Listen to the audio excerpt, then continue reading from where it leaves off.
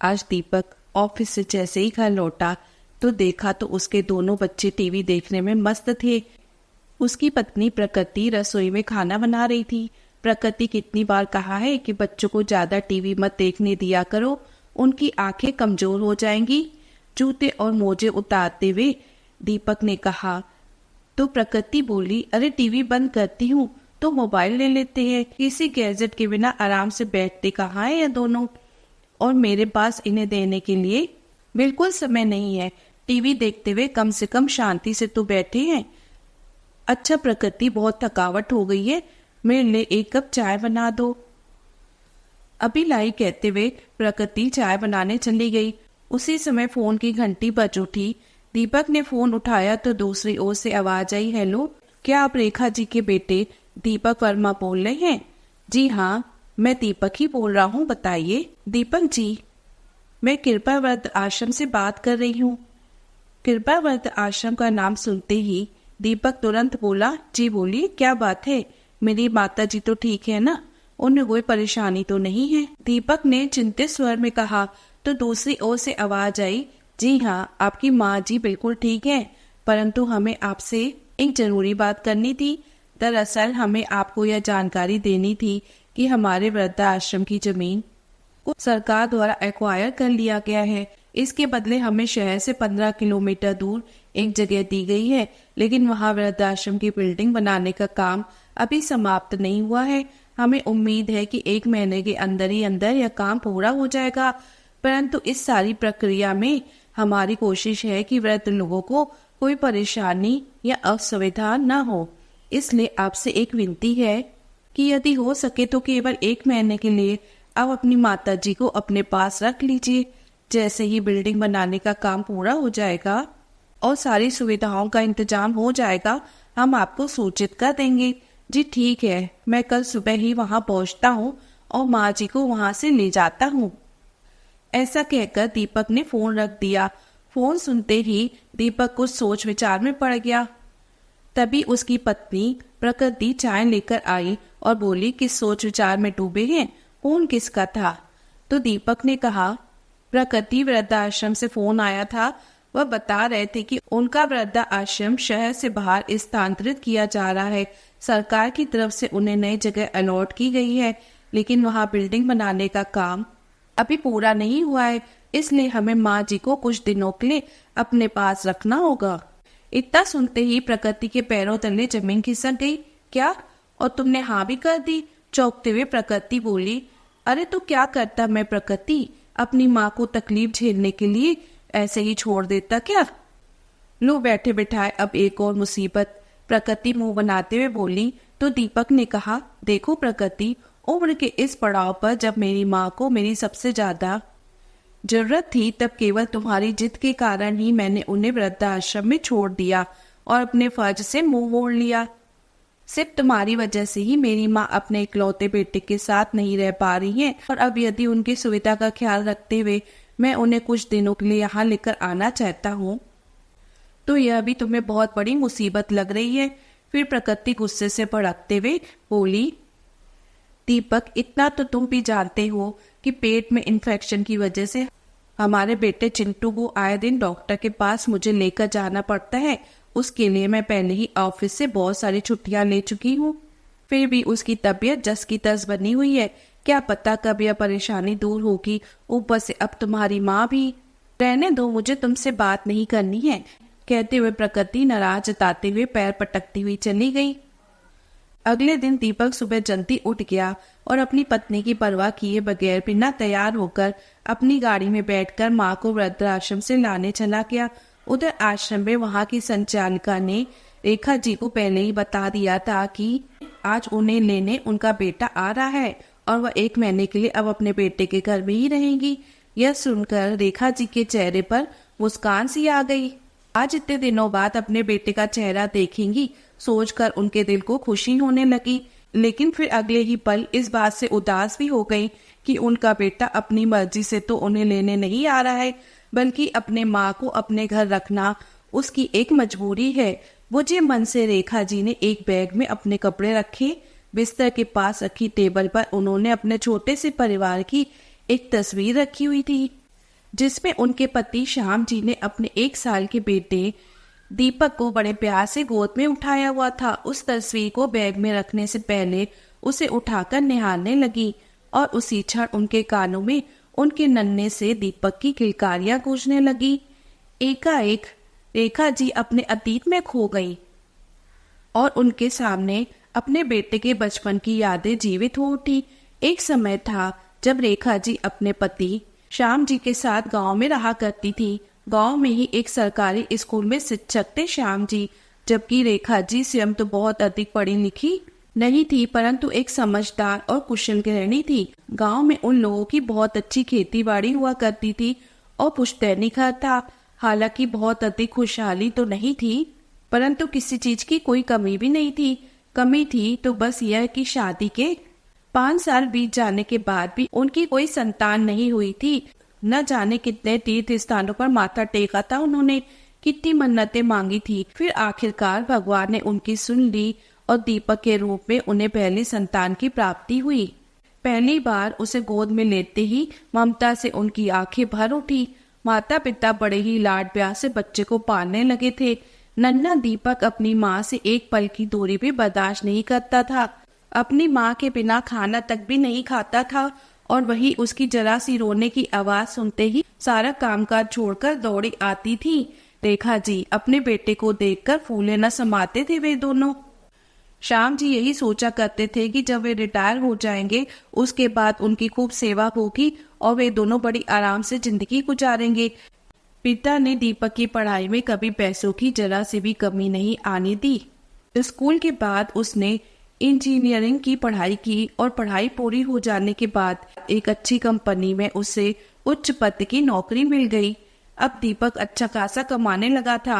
अपने साथ काम करने वाली प्रकृति को पसंद करने लगा और जल्द ही उन दोनों ने एक दूसरे को जीवन साथी बनाने का फैसला कर लिया। प्रकृति एक आधुनिक लड़की थी जो बिल्कुल बिंदास प्रवृत्ति की थी। उसकी माँ की बचपन में ही मृत्यु हो गई थी और उसके पिता ने पढ़ाई लिखाई के लिए उसे हॉस्टल में भेज दिया था। जब पढ़ाई समाप्त हुई तो उसके बाद उसने नौकरी करनी शुरू कर दी, परंतु इस दौरान वह कभी परिवार शब्द का मतलब ही नहीं जान पाई थी।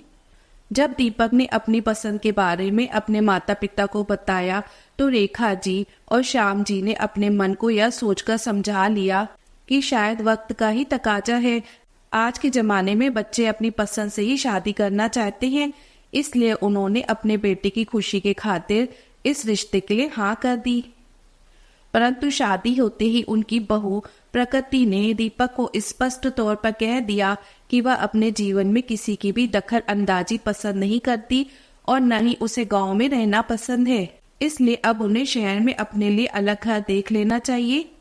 प्रकृति की दो टूक बात सुनकर दीपक की हैरानी का ठिकाना नहीं रहा।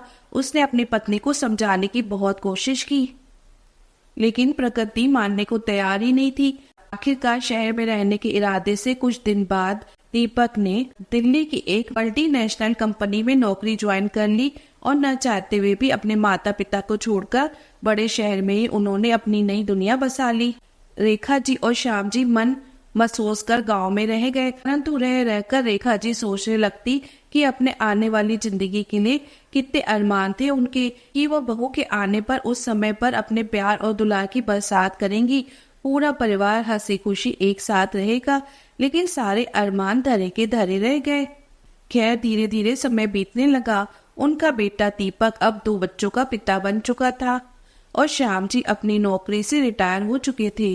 रेखा जी और श्याम जी का दिल तो बहुत किया था कि अपने पोता पोती से खूब दुलार करे।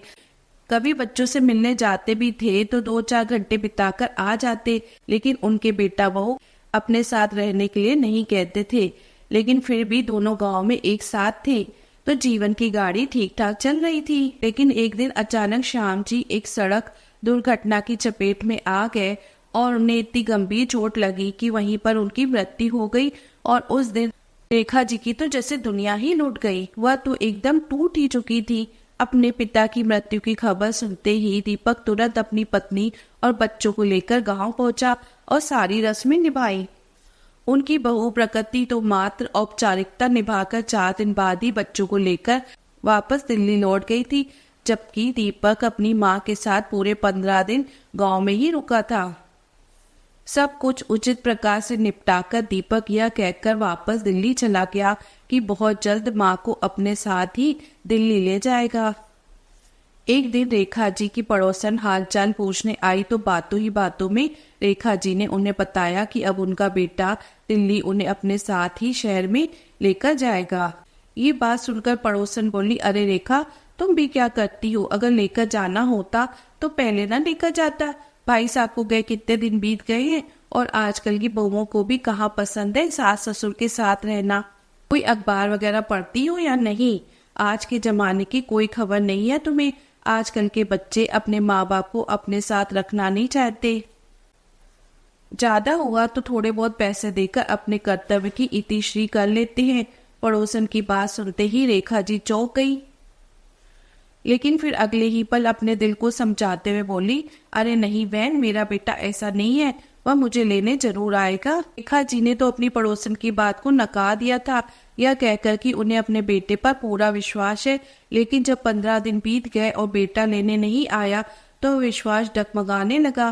बेटे की राह देखते देखते आंखें पथराने लगी थी। धीरे धीरे 6 महीने बीत गए पर दीपक उन्हें लेने न आया।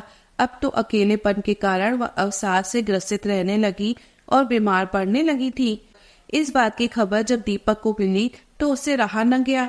लेकिन जैसे ही उसने अपनी पत्नी को यह बात बताई और गांव जाकर माँ को शहर लाने की बात कही तो प्रकृति लड़ने झगड़ने पर उतारू हो गई और साफ शब्दों में कह दिया कि या तो आपकी माँ इस घर में रहेगी या तो मैं रहूंगी। हालत से परेशान होकर दीपक ने रेखा जी के लिए दिल्ली में ही एक वृद्ध आश्रम में रहने का इंतजाम करवा दिया। उस आश्रम में सुख सुविधा की हर वस्तु उपलब्ध थी, बस नहीं था तो उनका अपना परिवार, परंतु फिर भी वहां उनका अच्छे से ख्याल रखा जाने लगा। रोज सुबह उठकर रेखा जी अपने हम उम्र लोगों के साथ योगा अभ्यास करने लगी और दिन में कोई धार्मिक पुस्तक पढ़ लेती, बागवानी में स्वयं को व्यस्त रखती थी। परिणाम स्वरूप धीरे धीरे उनकी सेहत में सुधार आने लगा था। आज उन्हें वृद्धा आश्रम में आए हुए 5 साल बीत चुके थे। इस दौरान दीपक कभी कभार उनसे मिलने के लिए आ जाया करता था, परंतु इस बार काम की व्यस्तता के कारण 6 महीने बीत चुके थे, उनका बेटा उनसे मिलने के लिए नहीं आया था। पुरानी यादों के समुद्र में गोते खाती अभी यह सब सोच ही रही थी कि अचानक पीछे से आवाज आई, माँ कैसी है आप? दीपक ने माँ के चरणों में प्रणाम करते हुए कहा तो अपने बेटे का चेहरा देखते ही रेखा जी के अतरों पर एक मधुर मुस्कान फैल गई। एकाएक सब कुछ भूलकर बेटे को ढेरों आशीर्वाद देने लगी। माँ का सामान गाड़ी में रखकर दीपक उन्हें अपने साथ बैठाकर ले आया। घर पहुंचकर दरवाजे की घंटी बजाई तो प्रकृति ने दरवाजा खोला। दीपक के कहने पर आज प्रकृति ने ऑफिस से छुट्टी ले ली थी। अपनी सासू माँ को अपने सामने देखकर प्रकृति ने थोड़ी हिचकिचाहट के साथ उनके पैर छुए। उनका सामान उठाकर दीपक अंदर रखने लगा तो रेखा जी अपनी बहू को देखकर मुस्कुराती हुई उसके सिर पर बड़े प्यार से हाथ फेरने लगी और खूब आशीर्वाद देने लगी। फिर प्रकृति भी एक फीकी सी मुस्कान के साथ बोली, माँ जी आइए, अंदर आकर बैठिए। किसी के आने की आवाज कानों में पड़ी तो दोनों बच्चे भी तुरंत कमरे से बाहर दौड़े चले आए। मम्मी आप किससे बात कर रही थी? रेखा जी की 6 वर्ष की पोती बोली। तभी 8 वर्ष का भाई चिंटू शरारती लहजे में उसके सिर पर एक चपत लगाते हुए बोला, अरे देख लो मेहमान आए हैं हमारे घर पर। तभी पीछे से दीपक आया और मुस्कुराते हुए कहने लगा, अरे नहीं बेटा, यह कोई मेहमान नहीं है, ये तुम्हारी दादी माँ है। पता है जब तुम बिल्कुल छोटे से थे तब इनसे मिले थे। अच्छा अब चलो जल्दी से इनके पैर छूकर आशीर्वाद लो। अपने प्यारे से पोता पोती को देखकर रेखा जी फूली नहीं समा रही थी। उन्होंने दोनों बच्चों को अपने सीने से लगाकर बहुत लाड दुलार किया और गुड़िया को तो अपनी गोदी में ही बिठाकर उससे बातें करने लगी। दोनों बच्चे भी उनके साथ हंसते बतियाने लगे, लेकिन यह सब प्रकृति को बिल्कुल अच्छा नहीं लग रहा था। अंदर ही अंदर उसके कलेजे पर सांप लौट रहे थे। एक तरफ उसे यह नहीं समझ आ रहा था कि अपने 2 कमरों के फ्लैट में वह सासू माँ के रहने की व्यवस्था कहाँ करे, वहीं दूसरी ओर मन ही मन अपने पति पर उससे गुस्सा भी आ रहा था। अगर अपनी माँ को वृद्धाश्रम से लेकर आना उनके लिए इतना ही जरूरी था तो गांव क्यों नहीं छोड़कर आए उन्हें? यहाँ मेरे सर पर बैठाने की क्या जरूरत थी? अपनी बहू का स्वभाव तो रेखा जी भी जानती थी। प्रकृति के चेहरे से उसकी नाराजगी साफ साफ दिखाई दे रही थी, परंतु उसके इस रवैये को नजरअंदाज करते हुए रेखा जी बच्चों से कहने लगी, अरे बच्चों, आज तुम्हारी दादी इतने समय बाद तुम्हारे घर आई है, तो क्या अपना कमरा नहीं दिखाओगे अपनी दादी को? हाँ हाँ दादी, जरूर दिखाएंगे। कहते हुए दोनों बच्चे दादी का हाथ पकड़कर अपने कमरे में ले गए। फिर दीपक बोला, बच्चों, अपने कमरे में दादी का सामान भी रख दो, आज से दादी तुम्हारे पास तुम्हारे कमरे में ही सोएगी। फिर एक प्यारी सी मुस्कान के साथ दीपक ने कहा, तुम्हें पता है तुम्हारी दादी ढेर सारी अच्छी अच्छी कहानियां सुनाती है, इसलिए रात के समय सोने से पहले उनसे कहानी जरूर सुनना, तुम्हें बहुत मजा आएगा। इतना सुनते ही दोनों बच्चे खुशी से चहकने लगे। कमरे में बैठे हुए दोनों बच्चे कभी अपनी दादी को अपने खिलौने दिखाने लगते तो कभी उनके साथ कोई गेम खेलने की जिद करने लगते। इधर प्रकृति ने डाइनिंग टेबल पर खाना लगाया तो रेखा जी दोनों बच्चों के साथ खाना खाने के लिए कुर्सी पर बैठ गई। दीपक भी हाथ मुंह धोकर आ गया। प्रकृति रसोई घर में सबके लिए गर्मा गर्म रोटियां सेक रही थी। तभी रेखा जी बोली, बेटा एक बात तो बहुत अच्छी हो गई, न जाने कितने दिनों से बच्चों के साथ समय बिताने का मेरा बहुत दिल कर रहा था, भगवान ने मेरी यह इच्छा भी पूरी कर दी। अब तो चाहे भगवान अपने पास भी बुला ले तो कोई गिला नहीं है। माँ की यह बात सुनकर दीपक की आंखों में आंसू भर आए, लेकिन उसे किसी तरह छिपाते हुए वह खाना खाने लगा। सब लोग बड़े चाव से खाना खा रहे थे, लेकिन चिंटू ने बुझे मन से थोड़ी सी चपाती खाई और खाने की प्लेट को सरकाते हुए बोला, बस मम्मी, और भूख नहीं है। यह देखकर रेखा जी ने कहा, अरे चिंटू बेटा, क्या हुआ? तुमने तो बिल्कुल भी खाना नहीं खाया। अगर खाना नहीं खाओगे तो खेलने कूदने की ताकत कैसे आएगी, और स्वास्थ्य बिगड़ जाएगा तो पढ़ाई लिखाई कैसे कर पाओगी?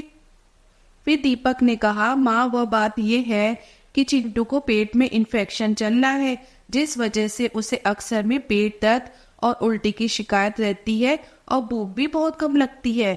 लेकिन बेटा, फिर तो तुम्हें उसे डॉक्टर को दिखाना चाहिए था। डॉक्टर को भी दिखाया था माँ, लेकिन दवाइयों का कुछ खास असर नहीं हो रहा है। कहते हुए दीपक चिंतित हो उठा। जब रात हुई तो रेखा जी के सोने की व्यवस्था बच्चों के कमरे में ही कर दी गई। दोनों बच्चे दादी माँ के आ जाने से बेहद खुश थे। रेखा जी ने सोने से पहले उन्हें माखन चोर कान्हा जी की कहानी बड़े ही रोचक तरीके से सुनाई। बच्चे बड़े ही ध्यान से दादी की कहानी सुनने लगे। अभी रेखा जी को आए एक दिन भी नहीं हुआ था, बच्चे उनसे पूरी तरह से घुल मिल गए थे। अगले दिन सुबह जब प्रकृति उठी तो देखा घड़ी की सुई 7 बजा रही थी। हे भगवान, मैंने तो अलार्म की आवाज ही नहीं सुनी। बच्चों को तैयार करके स्कूल भी भेजना है, आज तो पक्का ऑफिस जाने में देर हो ही जाएगी। यह सोचकर वह जल्दी से उठी और नहा धोकर अपने और बच्चों के लिए 2 मिनट नूडल्स बनाने के लिए रसोई घर की ओर दौड़ी। परंतु जैसे ही प्रकृति अपने कमरे से बाहर निकली, वह देखकर हैरान रह गई कि पूरा घर खाने की खुशबू से महक रहा था। बस वह रसोई घर में गई तो देखा उसकी सासू माँ ने सुबह सुबह ही आलू गोभी की सब्जी और गर्मा गर्म पराठे बना दिए थे। यह सब देखकर प्रकृति को मन ही मन थोड़ी शर्मिंदगी महसूस हुई, लेकिन अगले ही पल रेखा जी के प्यार भरे शब्दों ने उसकी शर्मिंदगी को दूर कर दिया। अरे बहू, उठ गई, तुम ऑफिस के लिए तैयार हो जाओ, सबकी टिफिन तैयार कर दिए हैं मैंने।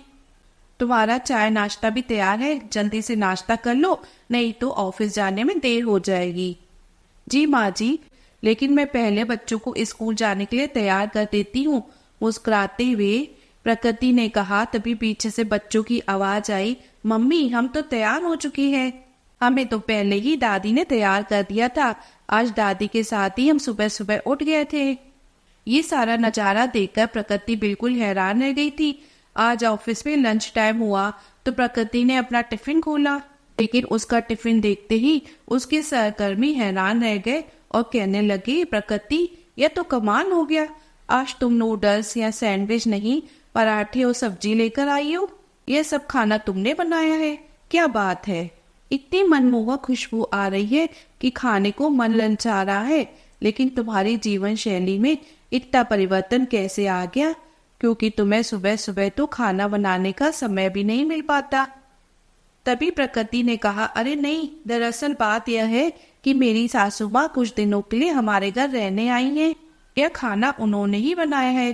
प्रकृति और उसके सहकर्मियों ने रेखा जी के हाथ के बने देशी घी के पराठे और चटपटी आलू गोभी की सब्जी का आनंद लिया और सब लोग वाह वाह करते हुए उंगलियां चाटते ही रह गए। शाम को जब प्रकृति और दीपक ऑफिस से घर लौटे तो उस समय तक बच्चे भी घर आ चुके थे।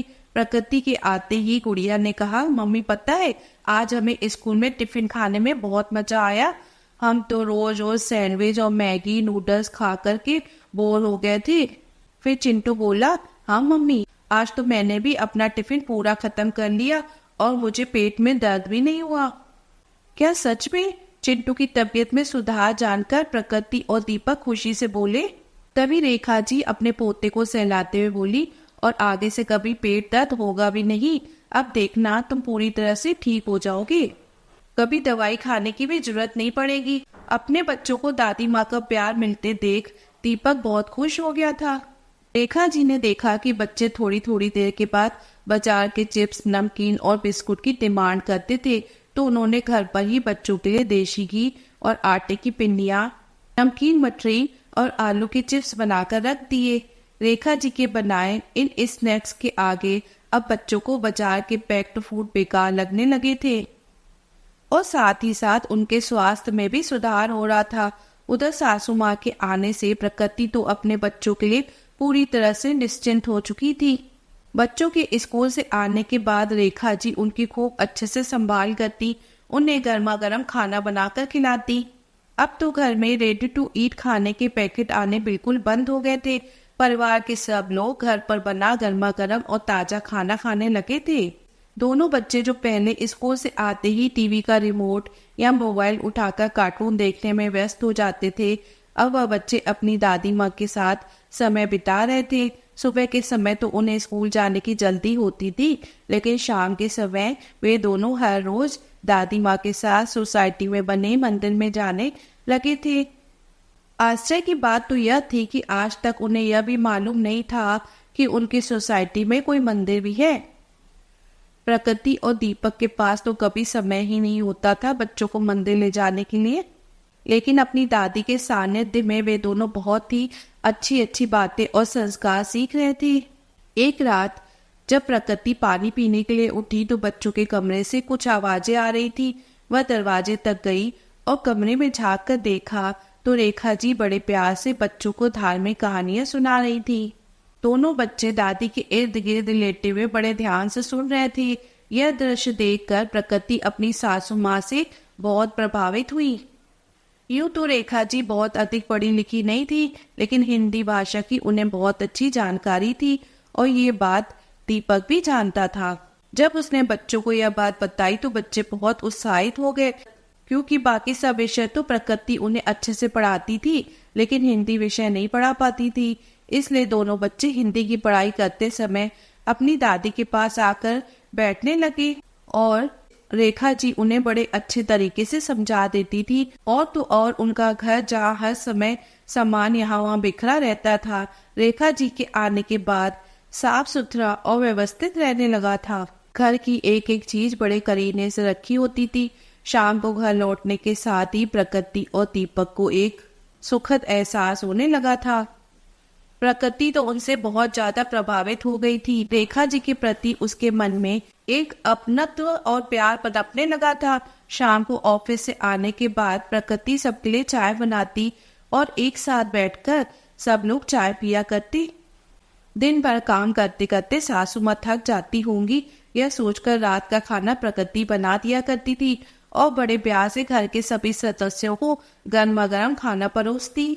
रेखा जी को अपने बेटे के घर आए हुए 1 महीना होने को आया था, तो एक दिन दीपक के पास वृद्ध आश्रम से फोन आ गया।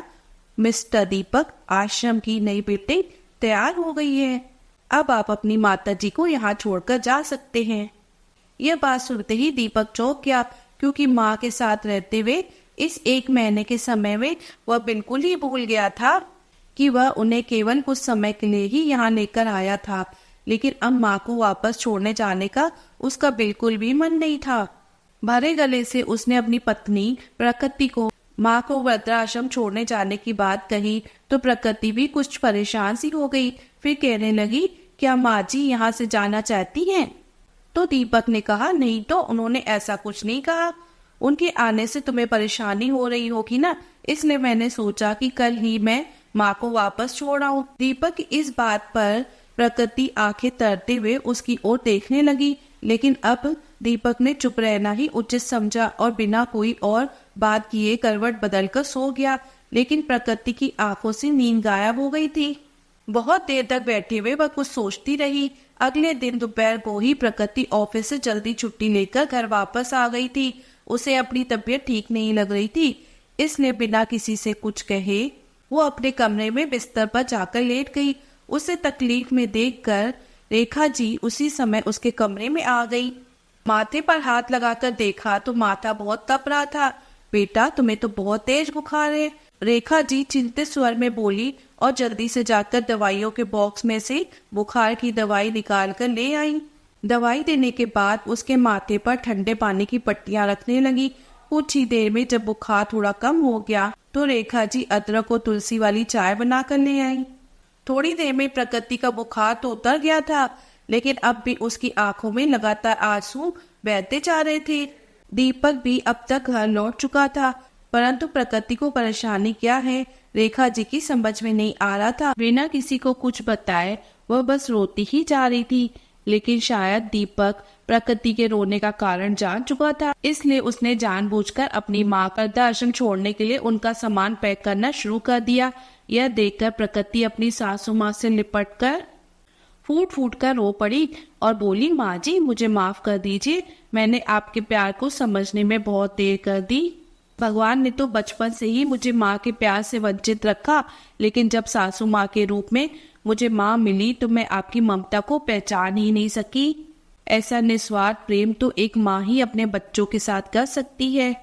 अपनी बहू प्रकृति के मुंह से अपने लिए प्यार भरे शब्द सुनकर रेखा जी भी भावविभोर हो उठी और उनकी आंखों से आंसू बहने लगे। तभी प्रकृति रुधिर स्वर में बोली, लेकिन माँ जी, अब आप अपनी इस बेटी को छोड़कर कहीं नहीं जाएंगी, यही हमारे साथ रहेंगी। इस आधुनिक जीवन की भागदौड़ में तो मैं समझ ही नहीं पाई कि हमारे बड़े बुजुर्ग का हमारे जीवन में कितना महत्व है। बच्चों के जीवन पर दादा दादी द्वारा दिए हुए संस्कारों और शिक्षा का कितना सकारात्मक प्रभाव पड़ता है। इस बात का एहसास तो मुझे आपके साथ रहने के बाद हुआ, लेकिन माँ जी सच कहूँ तो परिवार शब्द का अर्थ भी मैं आपके साथ रहने के बाद ही जान पाई हूँ। और माँ जी, अब तो मुझे भी आपसे तरह तरह के पौष्टिक और स्वादिष्ट पकवान बनाने सीखने हैं। अब तो मैं आपको कहीं जाने नहीं दे सकती। ऐसा कहते हुए उसने अपनी सासू माँ के गले में अपनी बाहें डाल दी और फिर रोने लगी। चल हट पगली, इतना भी कभी कोई रोता है क्या? रेखा जी ने उससे बड़े प्यार से झिड़कते हुए कहा और उसकी आंखों से आंसू पोंछते हुए बोली, अरे अपनी बहू से इतना प्यार पाने के बाद तो मैं उसे छोड़कर नहीं जा सकती। तभी पीछे से दोनों बच्चे आए और दादी माँ की टांगों को कस के लिपट गए। फिर शरारत भरे लहजे में बोले, दादी आप जाना भी चाहेंगी ना तो हम आपको जाने नहीं देंगे। अब हम आपको नहीं छोड़ेंगे। बच्चों की इन बातों से घर का माहौल बहुत खुशनुमा हो गया और पूरे घर में हंसी ठहाकों की आवाजें गूंजने लगी। दोस्तों, ये बात गौर करने के लायक है कि आखिर एक इंसान ईश्वर से औलाद क्यों मांगता है? इसलिए कि वृद्धावस्था में वही बच्चे उनकी लाठी बने और जीवन का यह दौर भी आसानी से अपने पोतों पोतियों के साथ हंसते खेलते गुजर जाए। माता पिता अपने बच्चों के लिए हर कुर्बानी देते हैं, उन्हें हर प्रकार की सुख सुविधाएं देकर पालते हैं। इसलिए बच्चों का भी फर्ज बनता है कि जिंदगी की इस संध्या बेला में जब बड़े बुजुर्गों को उनके साथ की आवश्यकता होती है तो उन्हें भी माता पिता के लिए सब कर्तव्य निभाने चाहिए जिनकी आशा वे उनसे करते हैं। हम फिर एक नई कहानी के साथ आपके सामने प्रस्तुत होंगे। तब तक के लिए बाय बाय।